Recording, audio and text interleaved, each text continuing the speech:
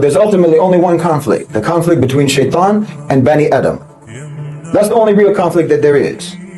And the people who are standing up for Bani Adam, for humanity, that's the Muslims.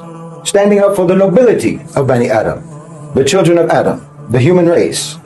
Standing up for the virtue and the honor and the dignity of humanity, that's the Muslims. We're the only ones doing that. And anything, therefore, that degrades humanity, that debases humanity, that dishonors and corrupts humanity, this is all and always an attack on Islam and Muslims. We're the ultimate target of that, even if they don't officially make it about us, even if it's not explicitly called Islamophobic, because we're here to uplift and to dignify and to purify and to sanctify human beings. We're here to prove our worthiness. But Shaitan is here to prove our unworthiness. So everything that gets promoted, that degrades people, is anti-Islamic.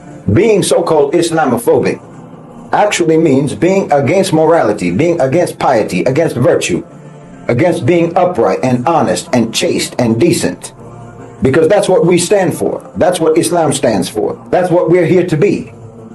Listen, in this dunya, in the story of humanity, there are basically sort of just five collective characters. There's only five characters in the story of humanity, collectively. There's the Ahlul Kitab, that's the Jews and the Christians. Then there's the Shayateen. And then there's, everybody else, the Mushrikeen, the atheists, and so on. These are basically just dazed zombies of the Shayateen. And then there's the Muslims. These are the characters. These are the characters in this story. The lead antagonist is Iblis, is Shaitan, and the protagonist is the Muslims. We are the collective protagonist of the story of humanity. Now, I'm not saying that the Jews and the Christians are antagonists. No, I'm not saying that. They are characters in the story. Shaitan is the antagonist. We are the protagonist.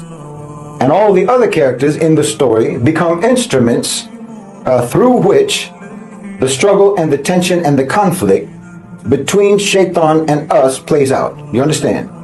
This gives you a simple framework for interpreting our life in this world that you can anchor yourself in. Those are the characters. And when you know that those are the characters, then it's easy to understand their dialogue and understand their actions. And they will very rarely ever act out of character. This is what I've meant when I talk about knowing what team you're on. Which collective character are you a part of? Because you're either part of the protagonist character, or you're part of the antagonist character, or you're just an extra. An extra that will just end up being a pawn in the story. Just an instrument that will be used by the antagonist against the protagonist. Used by Shaitan against the Muslims.